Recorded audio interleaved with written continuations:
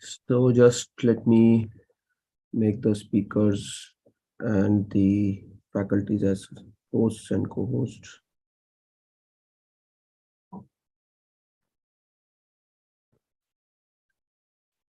So for those of you who are here for the first time, I'm just putting some links in the chat to join our various channels.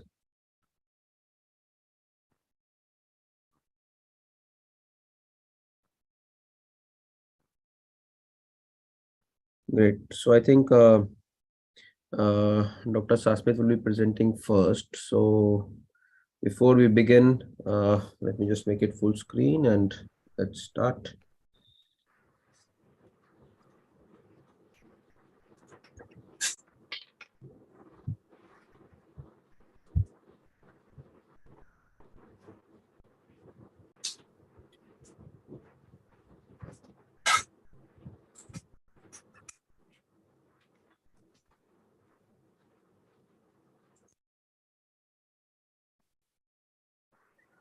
Okay, so this is the 60-second Pain Journal Club, which is in the season 3. And I'm going to introduce the topic as well as give the basic introduction. So welcome all of you. So today we're going to discuss a very important theme. It's quite exciting. And although the data is preliminary, but I think this will be of interest to most of us, especially those of us who are doing the regenerative procedures. So today the theme is intradiscal regenerative procedures, and this is going to be a very interesting journal club. So let's begin. Guys, pain medicine world over is having diverse issues and variable standards. So different physicians practice it differently in different parts of the world. There are different learning requirements, and as a result, there are different offerings. So we have a training program which is available for 3 days. And then we have also got a training program which is available for 3 years in the world. So I think that speaks about the big differences. Money and time are the two things which prevent physicians with special interest in pain from learning and acquiring new things. To overcome these issues, Mumbai Pain School is an initiative by Panacea Spine Wellness and Pain Relief Center in Mumbai. We are using the social media like Facebook, like Instagram, Twitter, etc. for delivering our courses and education. Most of our content is online learning, and it's on demand. We have both free and paid content. We've got lots of hands-on workshops. We're fortunate to have expert faculties from all over the world. It's said that the best teachers, they teach from the heart and not from the book. Journal Club is nothing. It's just a club with only difference being that here we critically evaluate recent academic literature, which is based on a defined subject. Attendee participation is extremely important. So if any one of you wants to just get unmuted or want to come on live, you're most welcome. And we will be very happy to take on the questions, comments, suggestions, and of course the feedback during the course of the journal club. So it's important and it's tough to be regular. Even Harrison had its journal club. He used to conduct it twice in a month, and the purpose was critical evaluation of the academic literature. So it's extremely important to be regular, guys. So time is very important. So I request both the speakers to be in time with discipline. So healthy skepticism or praise is most welcome.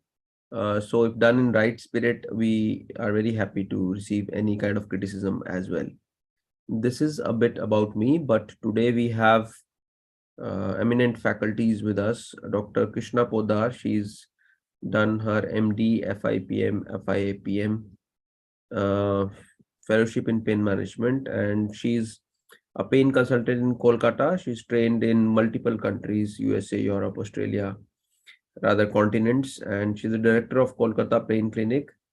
She's a reputed faculty in national and international conferences. She's also been awarded as the Healthcare Pioneer of the East 2020 for pain management by the Times, which is the number one publication or the media house in the country. So we welcome you, ma'am. Ma'am, are you there? Yes, yes. Thank you. I'm here only. Great, ma'am. Thank you for nice introduction. Can you Thank hear you. me? Yes, ma'am, we can hear you. Thank you for joining in. Okay. So we also have today Dr. Minal with us, Dr. Minal Chandra. She's done her DA, DNB, FIPM, FIAPM, and EDPM. She's the co-founder of Epione Center for Pain Relief. She's a consultant pain physician at Hyderabad. She is a visiting consultant to Sunshine Hospital, course coordinator for their fellowship. She's also been the organizing secretary for multiple EPIC hands-on cadaveric workshops on pain management. And she's also GC member of ISSP Telangana chapter and assistant editor of Bangladesh Journal of Pain and visiting faculty member to Dhaka Pain Clinic. She's got a lot of academic achievements also. She's a co-editor to Handbook on Interventional Pain Management and faculty to many national and international pain conferences. She's got multiple publications in national and international journals, and she, I think, was an trainer at EPM, that is Essential Pain Management course. So welcome, Dr. Minal. Are you there? Can we hear from you?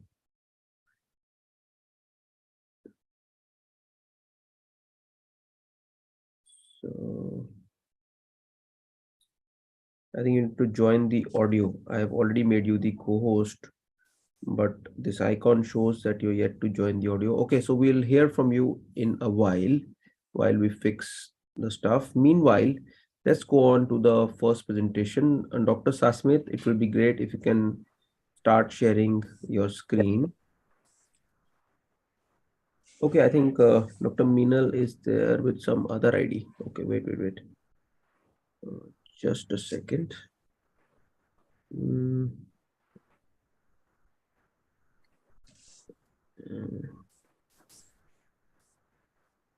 Admin.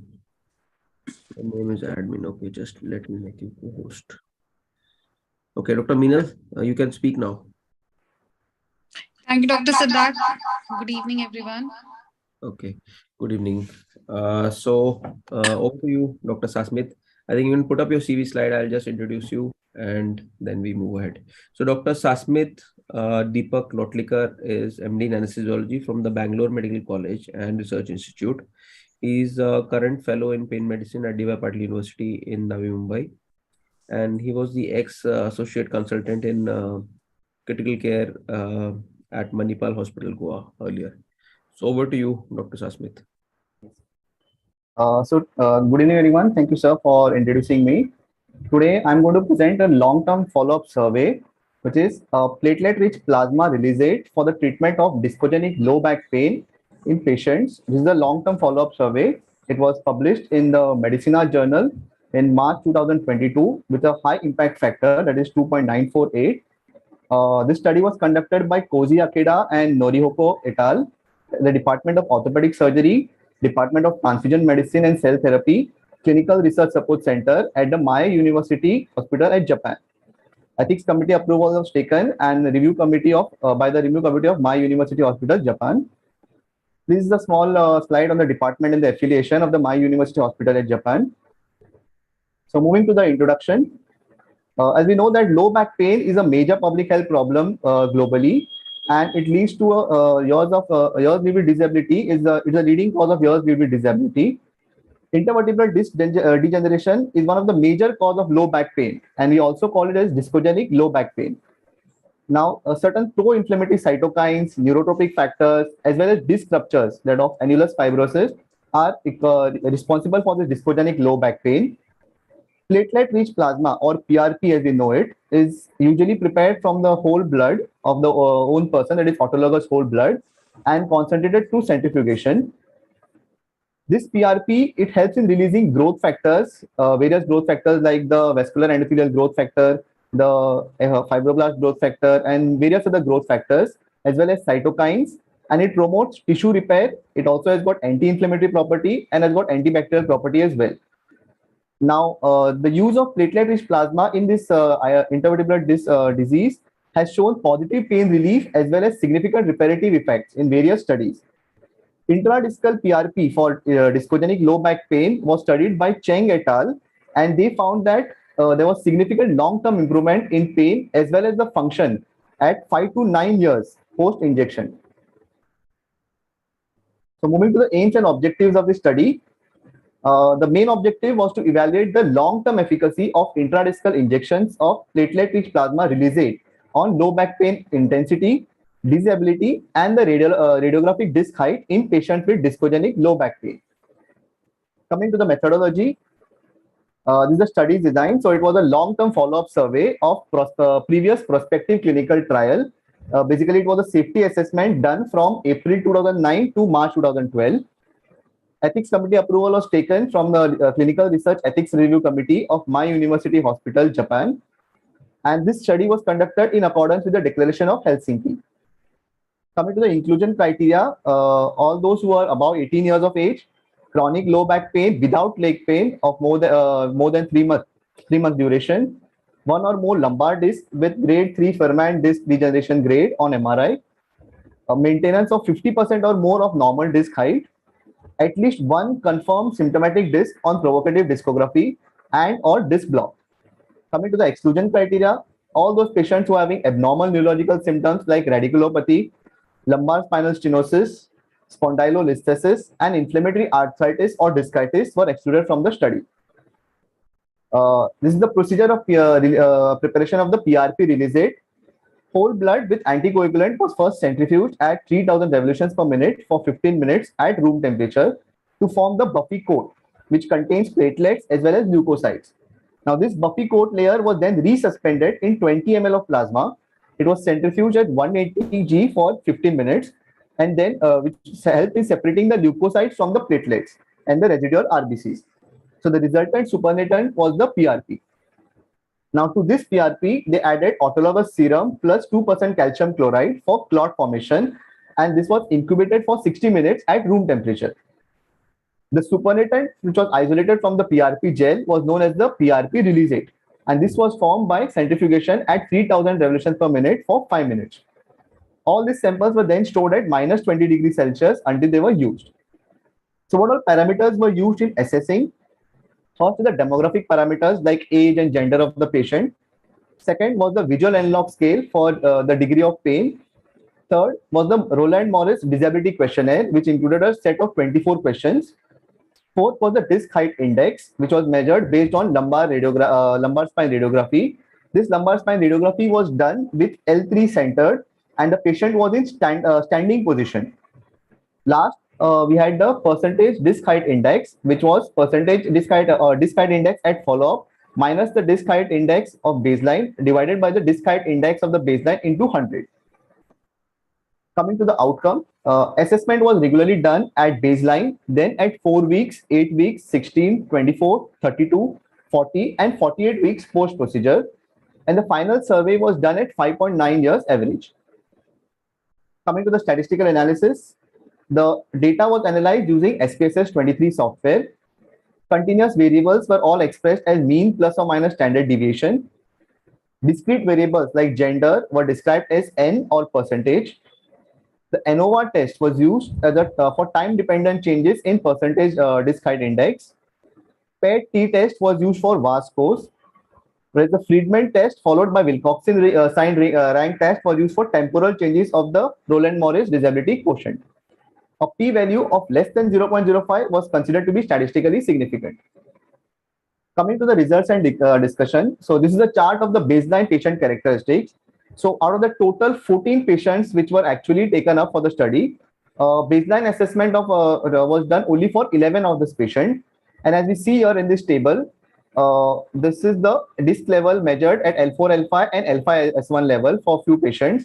Not all patients were evaluated based on the X-ray findings at follow-up. So as we see here, only 7 out of 14 patients were evaluated for the X-ray based on the X-ray finding to evaluate the disc height index.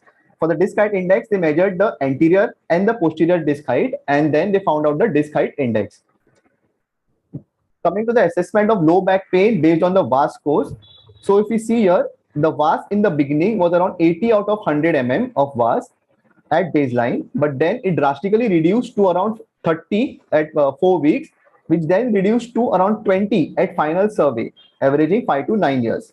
So if we see in this table, around 91% of the subjects, that is around 10 out of 11 subjects, had more than 30% reduction in pain. 64% of the subjects, that is 7 out of 11, had more than 50% reduction in VAS scores. Whereas again, more than 64% or 7 out of 11 patients had more than 75% reduction in the VAS scores. Coming next to the assessment of low back pain based on the functional improvement, that is the Rowland-Morris disability quotient. Again, if we see here, the Rowland-Morris coefficient was 11 at the baseline, which then again improved drastically to 4. And then if we see 4 weeks, and then if we see at the final survey of 5 to 9 years, it was around 2. So there was a drastic change in the improvement in the Rowland-Morris disability quotient, showing good functional improvement as well.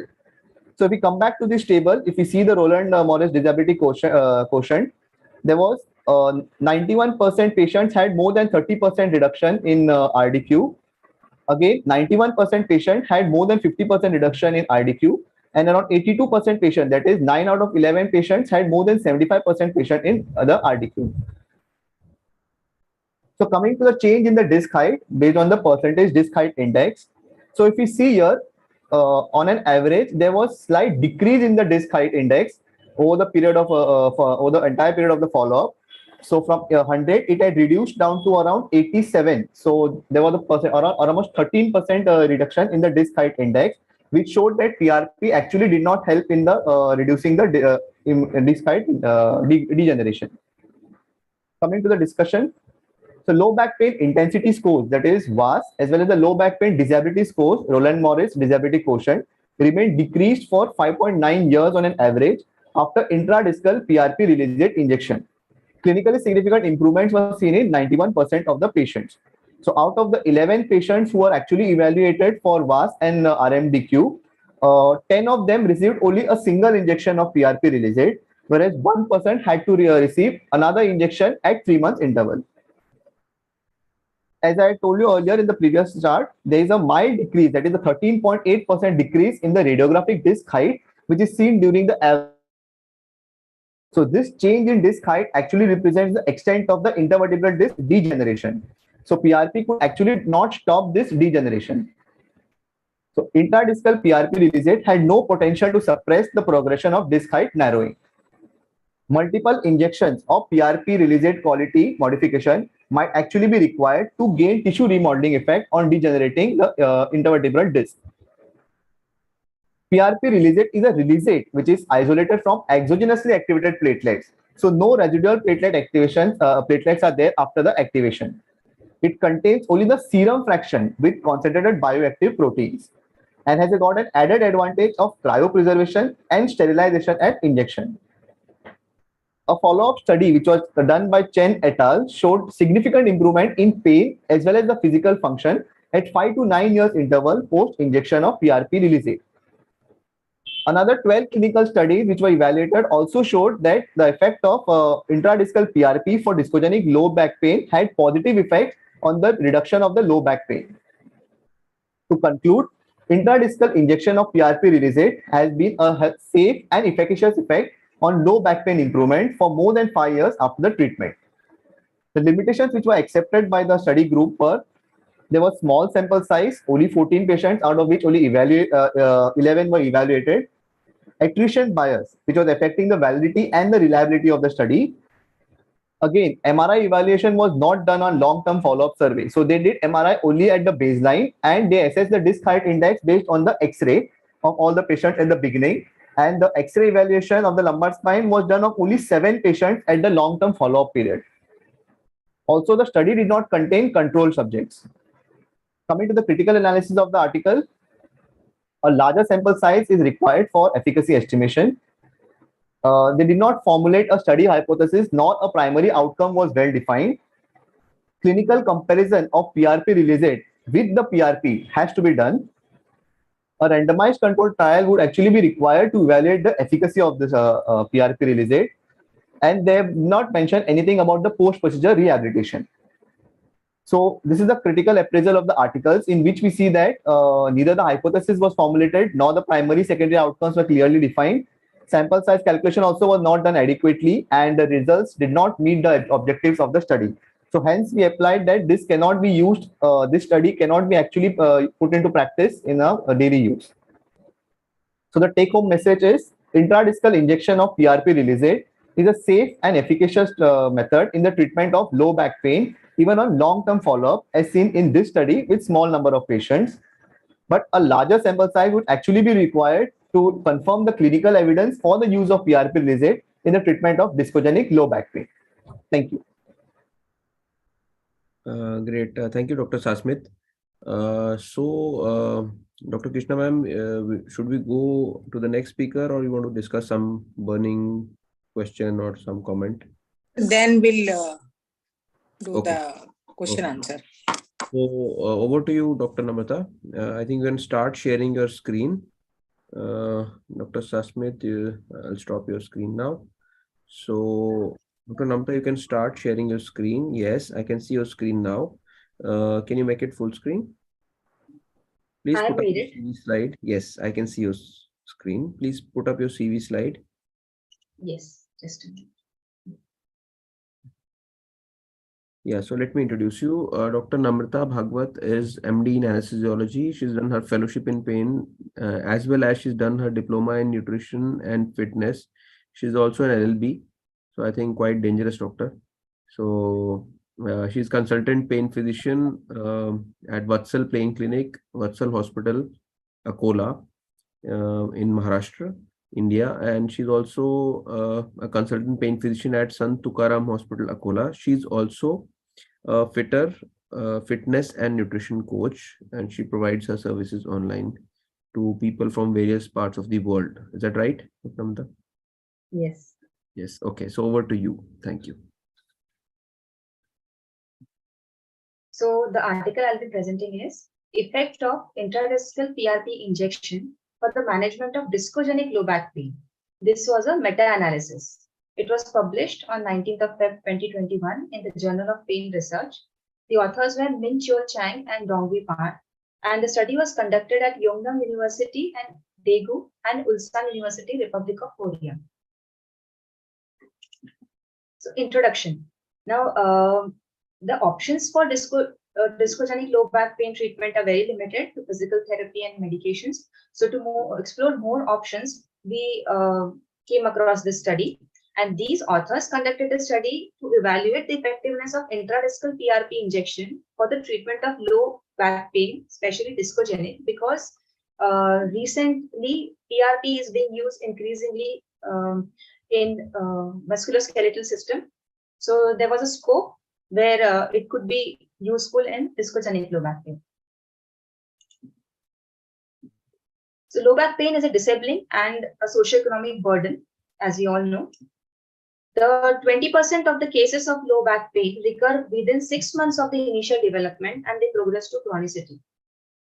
Of these chronic low back pains, 40% cases are contributed by the intervertebral disc pathology. Now, IVD, intervertebral disc, is avascular and therefore there is a poor ability to heal. In the natural healing process of annular tears in intervertebral disc, granulation tissue forms and abnormal nerve fibers might grow in the nucleus pulposus and the annulus fibrosus. These changes can cause discogenic pain by inflammation. Now, such repetitive damage and healing process, these lead to degenerative disc disease because they cause collagen fiber loss and increased enzymatic activity. Current treatment options caused by IVD pathologies are limited to physical therapy, medication, injection of epidural steroids and RF, but these cannot generate the structure of the disc. Now, many have insufficient response to above, and then they may progress further to require surgical treatment, such as lumbar fusion or disc displacement. However, these have variable response rates and may cause serious complications. PRP nowadays in recent times is increasingly being used in the treatment of patients with musculoskeletal pain.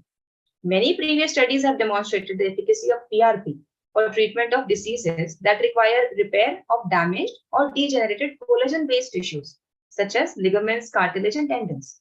Given that IBD is also an avascular structure with minimal regenerative ability, there has been an increased interest in the use of PRP injections in low back pain management.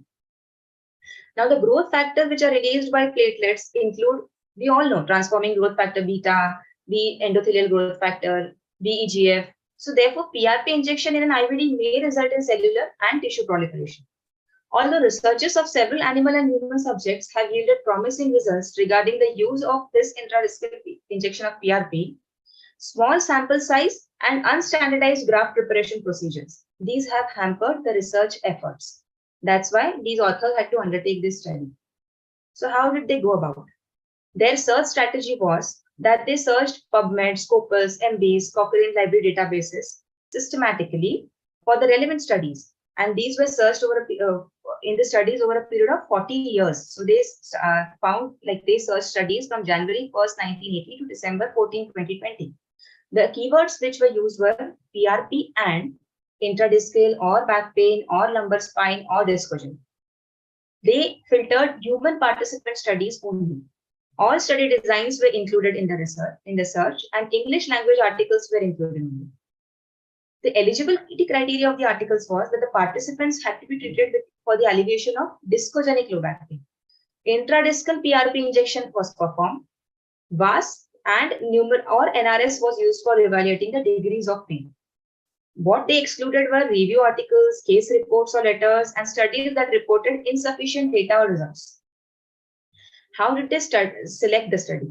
So after elimination of duplicate publications, 2 independent reviewers evaluated potential eligible studies to be included in the meta-analysis, which they screened on the basis of review of titles and abstracts. Disagreements were solved by consensus.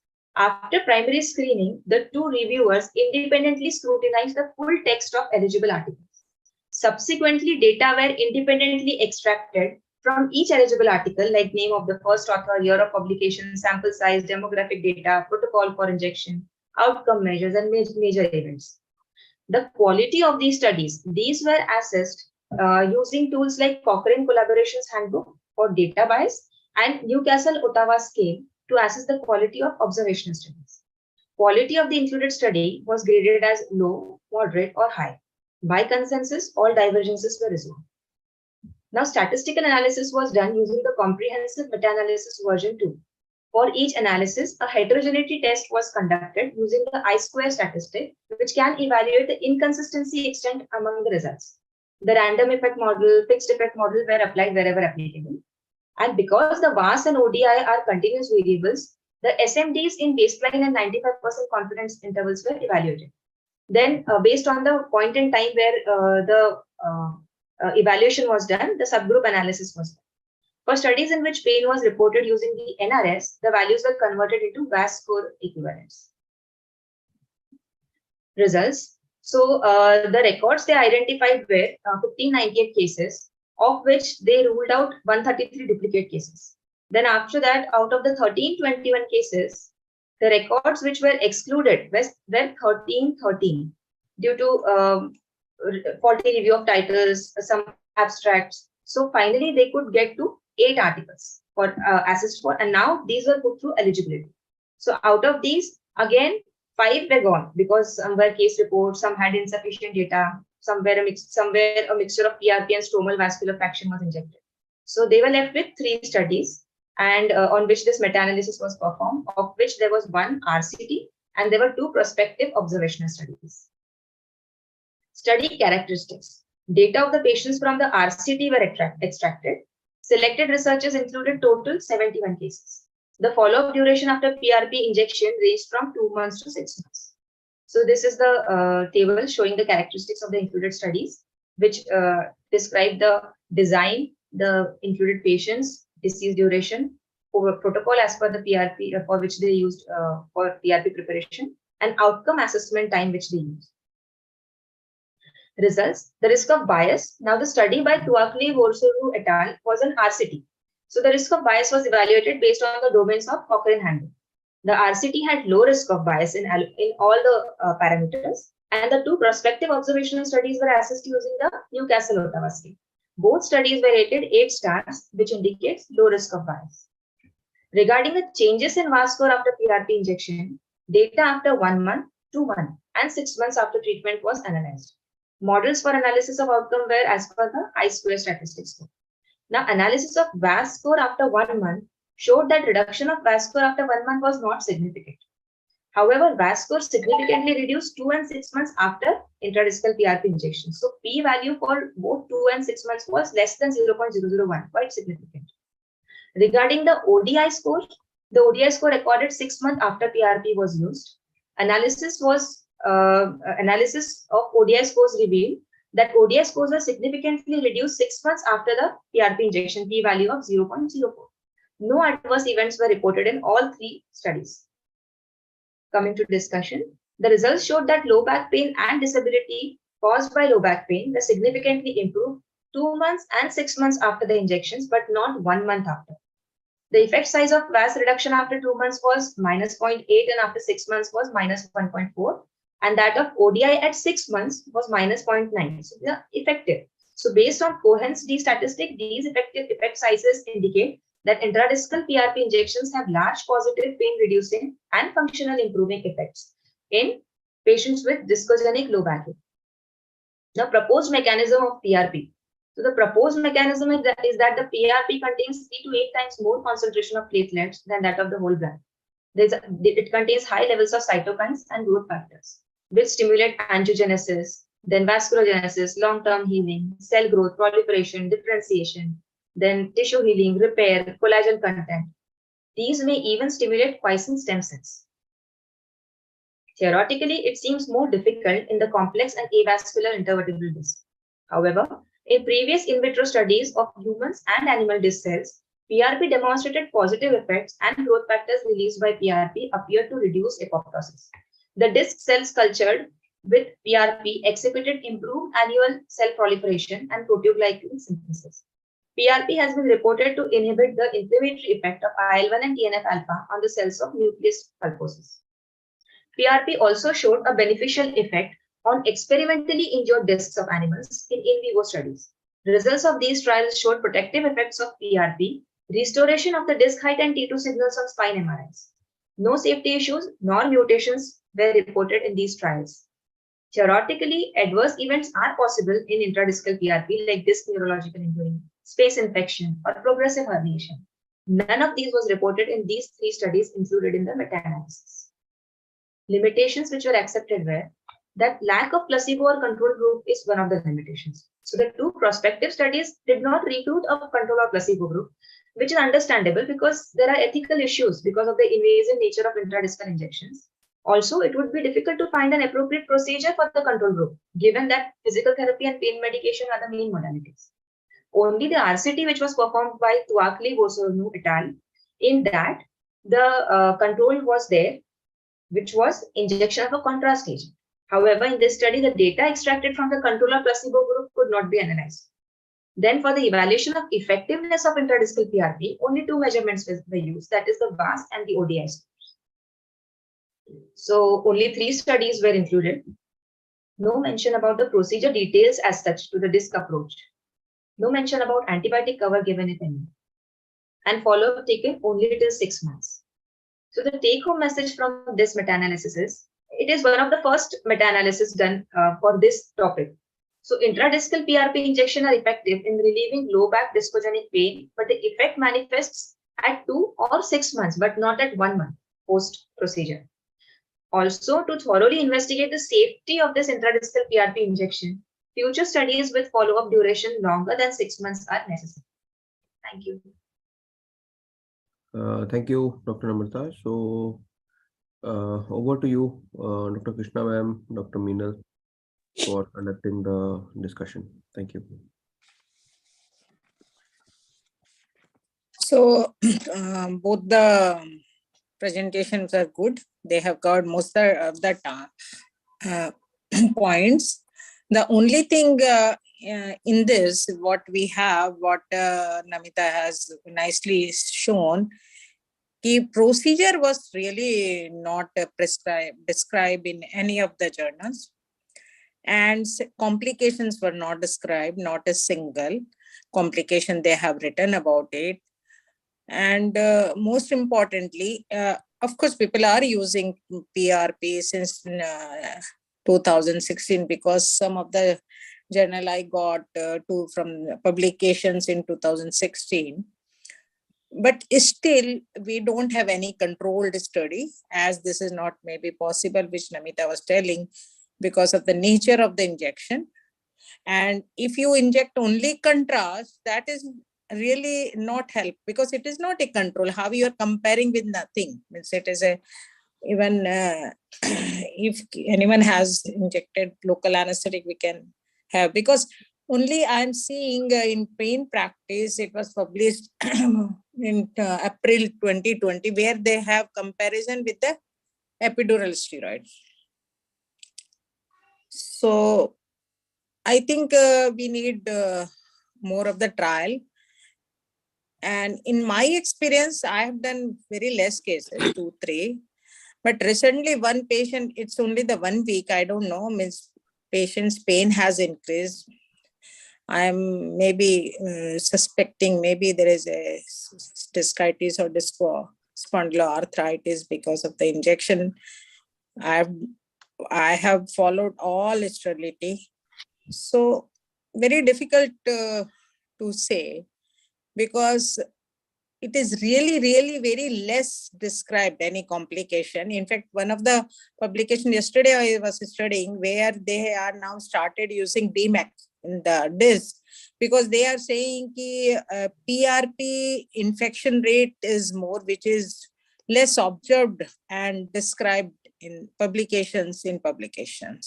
So according to that journal, they are finding maybe we are not aware of the more complication related to PRP in the disc. So they have started injecting BMAC. So any further, Minal, points? Ma'am, like both the articles, what we read, what we just read now, I think there are lots of limitations, because the studies, the sample size is small, and also because both the study was done internationally. The body habitus, the posture, the habits of smoking, keeping our spine, hydration, all those things will also play a very important role when we were talking in terms of measuring the disc height. And one thing is that. Second thing is, there is a variation in pain score index. For example, Dr. Sasmit was talking where he spoke about VAS and RDQ scoring. VAS and 36. Yeah, and Dr. Namita, she was talking of VAS with OSI scoring. So what is the sensitivity and specificity of different pain score index is also different. Like I have a literature where they have done a lot of clinical evaluation on regenerative therapy for discogenic back pain, where they have used different scoring system. So they have a functional rating index, they have North American Spine Society index. So the specificity and sensitivity of these index will also change the result. Yes. And and another thing is, ma'am, we also need to understand when we talk with restoration of height of the disc, we need to understand that what was the duration of the damage, like since how long there was a duration in the internal disc. Maybe not necessarily that there was a disc height loss. We were just in the initial phases where there was just the initial changes have started, where the matrix has started losing the water and all those things, and there was no such height loss. So we need to also have Mani, a pre-value. you want to say pre-value, how much is the height, and that they have done Yeah, that with the X-ray, but X-ray specificity, I don't think so good, not because yes. MRI has not done. But one of the studies published in fact, Indian Journal of the Orthopedic and done by the Indian in the Lucknow, they have done the Cochrane study, where they have taken the 12 studies, 2 controlled and 6 retrospective, and other are the prospective, where they have also compared. But again, they have also said that there is a lot of limitations It is in front of me only, this study. So they are saying that they are also, they have not prescribed first the procedure nicely. Second, they are saying that the complications were not prescribed. Some of them have done the MRI study, but they have said the pain has reduced. Most of the study are saying, but the functional improvement is less, and MRI findings are less improved. So still, everyone is saying that maybe pain has reduced, but what is the reason for reduction of the pain? But other things are the limited. People have not still. Yeah, understand. like Dr. Sasmit was mentioning the limitation of post-op rehab. That is also very, very important. Yeah. If the rehab is good because of the muscle strengthening and all, the pain may come down. Yeah. And preparation of PRP is always a question. Always. Because everyone has a different... Yeah. Tell me. We have done around 30 cases, ma'am, in our clinic for disc PRP, because we do more of musculoskeletal. So out of 30, we are following up with 25. And like I said, there are no MRI changes, but their pain reduction is there. But the pain any complication you saw? No, ma'am, not yet. No complications have happened yet. Okay. We give in such, when we any do patient has increased the pain? Anyone has complained of increase in the pain after injection? Yes, ma'am. We have had increase in pain, and we have asked them to apply for cold and all those things and look for signs of any infection, fever, anything, and report to us. So there is increase in pain, but no signs of any infection have been reported.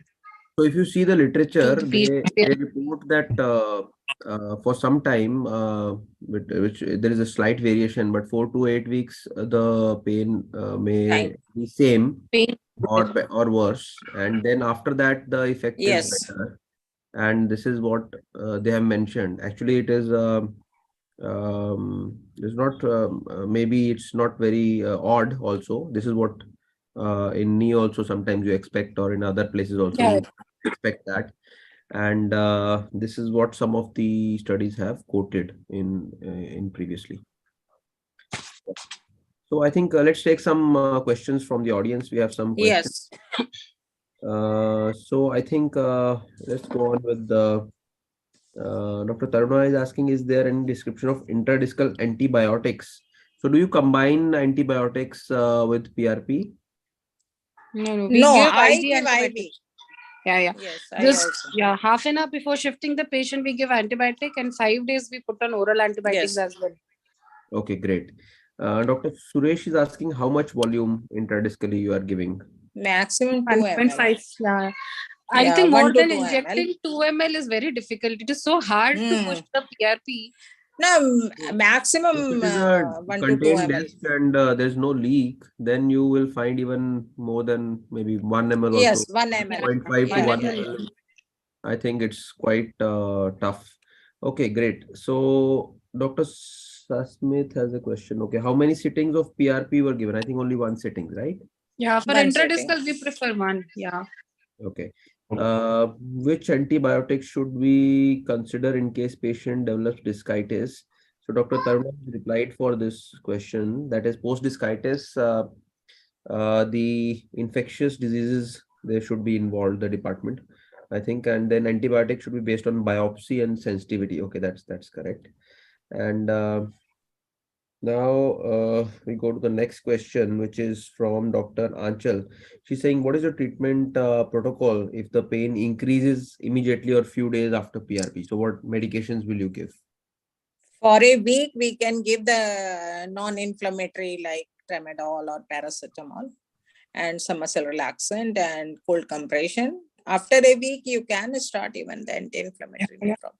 We to counsel the patient that the pain is going to increase for first 3-4 days. So cold fomentation is a must. We ask the patient to apply ice in any like even if we're doing knee, shoulder, anywhere we are doing PRP, we ask them the same.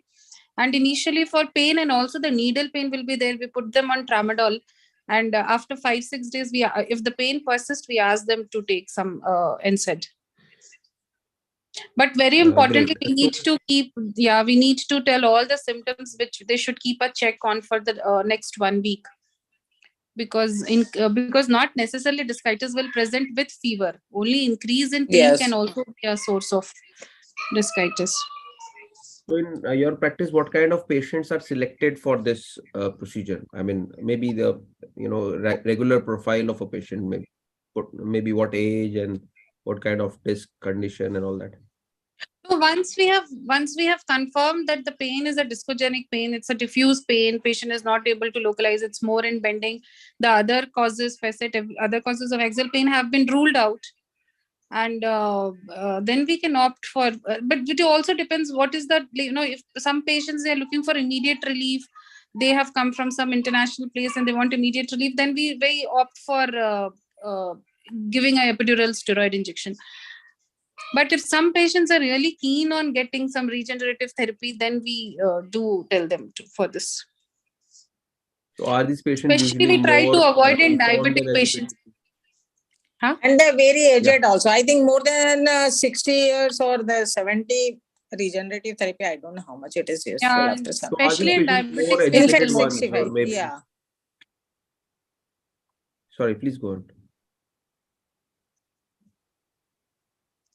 Age okay. factor? So are these patients only the more educated ones, or I mean, does the education of the patient play a role here? I think ours is a regenerative clinic. They come and ask, you don't do PRP for disc or spine. So we get a lot of patients asking for PRP for spine. Mostly educated patients. Yeah, not educated. We get a lot of farmers also. Yeah, but they're aware. Let me call it aware about. Yeah, they're aware that something like regenerative exists now. Yes. Okay. So, can we have a brief listing of the aseptic measures which you are taking, Dr. Krishna, Dr. Yeah, actually, first of all, we should prepare we should do all antiseptic like any spine surgery, what they do. Very good painting, draping and all, and everyone should have the hand wash and complete surgical gown on, and even the preparation of the PRP also should include all the aseptic measures. We should not break anywhere the sepsis, especially for the spine. We should not. So I see I do intradiscal ozone for last 16 years. That time also I keep in mind all these points, and every time IV antibiotic within half an hour of the procedure, because I give only one shot of the antibiotic. I don't prescribe the antibiotic later on. Okay. So that's why. Great. So I think so very important. Do you use Ioban also? I mean, do you use that, or I mean just the painting, draping, or how stringent? Painting, draping, and even the you can use an introducer while CM. Yes. So needle into needle, and, of course. Yes. Needle into needle. Yeah, not the direct. No. Great. So I think the next questions are for discography. So Dr. Sanjog and Dr. Narendra, they are asking that, do we do discography before to establish a diagnosis and confirm the diagnosis of discogenic pain?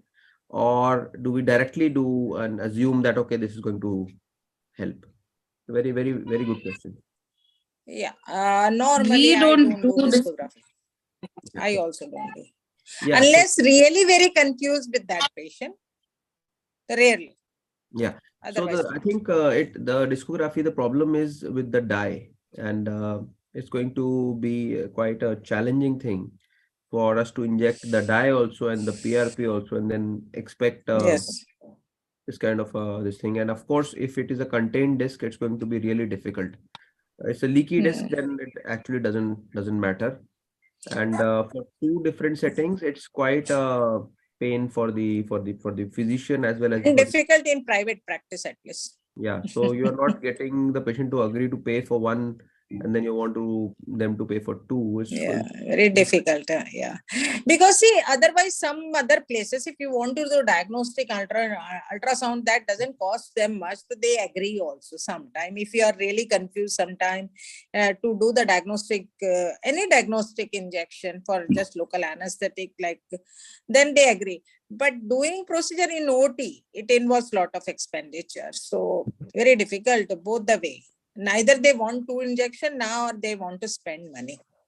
Very difficult in private practice, at least. What is my experience for long time practice? Dr. Sunny wants to say something. I have unmuted you, Dr. Sunny. Please speak. Yeah, am I audible? Yeah, please go on. Yes. Yeah. So I thank Dr. Siddharth, Krishna Madam, and the other participants for such a elucid talk. And I think this is the future of pain medicine. So my question, before I ask my question, to the last question asked, discography would be very important in patients having multiple discs, right?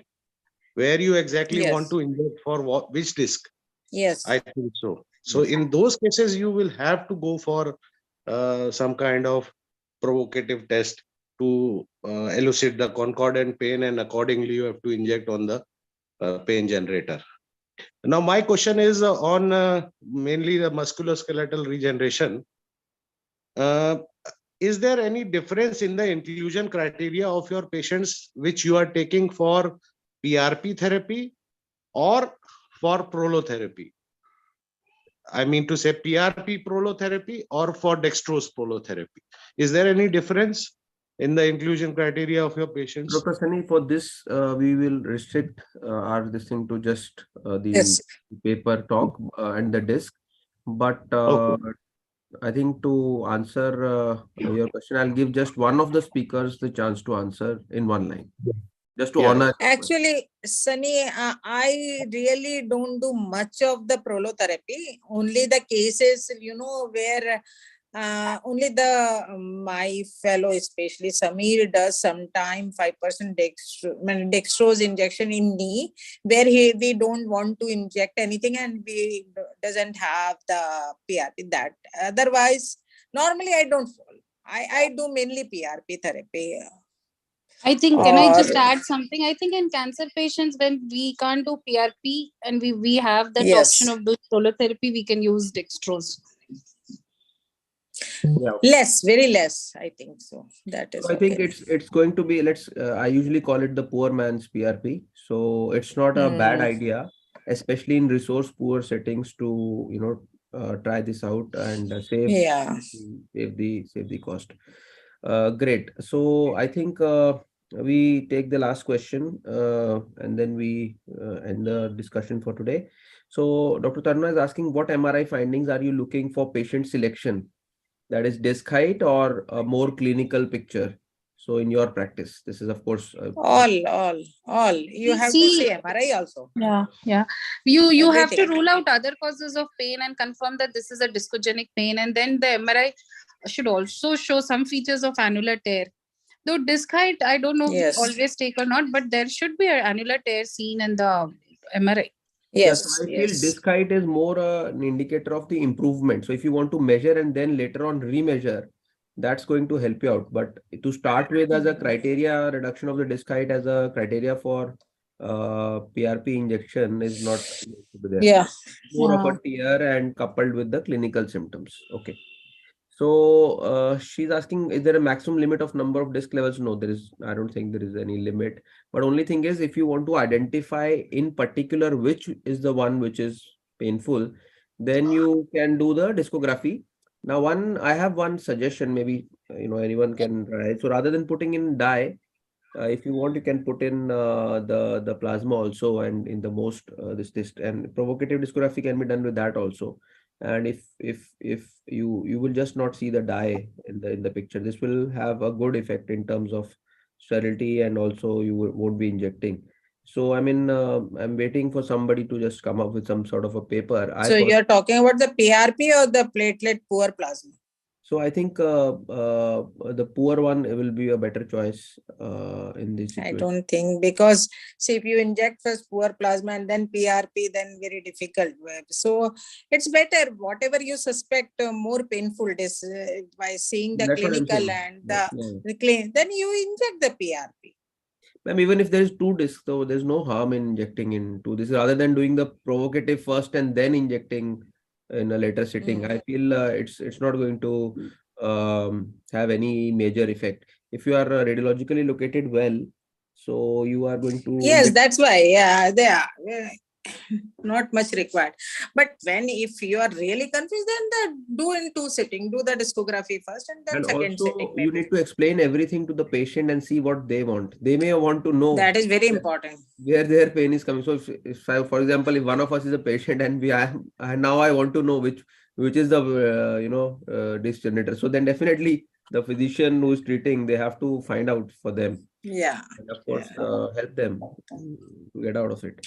Okay, so I think this is the last question which we took. If there are any more questions, you can direct me. I can just take it on in some future sessions. Dr. Anchal has mentioned one question. How many sittings do you do for lumbar facet PR? Anyone has done the lumbar facet PRPs regularly or in some? Not regularly, but one or two cases, and I heard from some people also, not regularly, but again a one sitting. Yeah. Spine really very difficult to do in many settings. Other than the knee joint, I don't think. I too In don't. my practice, I do only one sittings. sitting for the knee joint also, and Yeah. so this earlier I used We to do do. 3 sittings of PRP for knee joint. Yeah. Knee joint only I do 2 or 3 sitting, but not other places like shoulder or all. I do one sitting. Yeah, great. So I think this was a great discussion.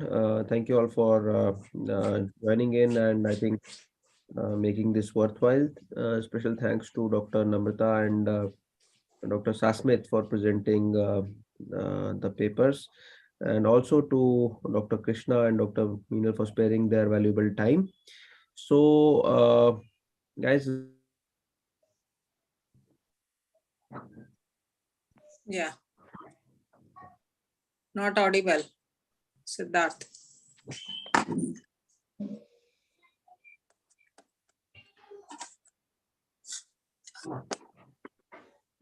Getting things Not done audible. soon. So I think can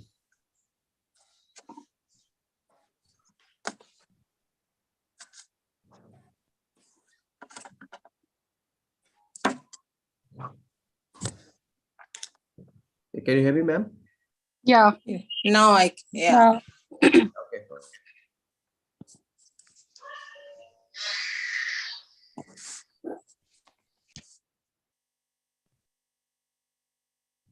Okay, and I'm going to put you up for the next few steps. So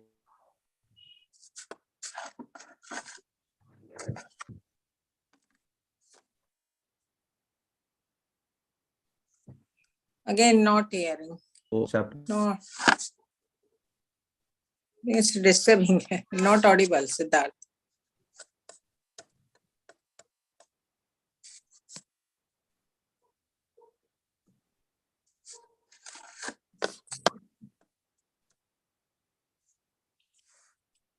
Okay, I got disconnected probably. So guys, thank you all for joining in for this journal club. So we will be seeing you around the next week with the next journal club. Very soon I'll be putting up the details very soon. And please be sure to join in with our course, the hands-on course in the March 3rd and 4th in Mumbai. And hope to see you all very soon. Good night. Thank you. Bye, ma'am. Bye. Thank you. See you next month. Bye. Bye.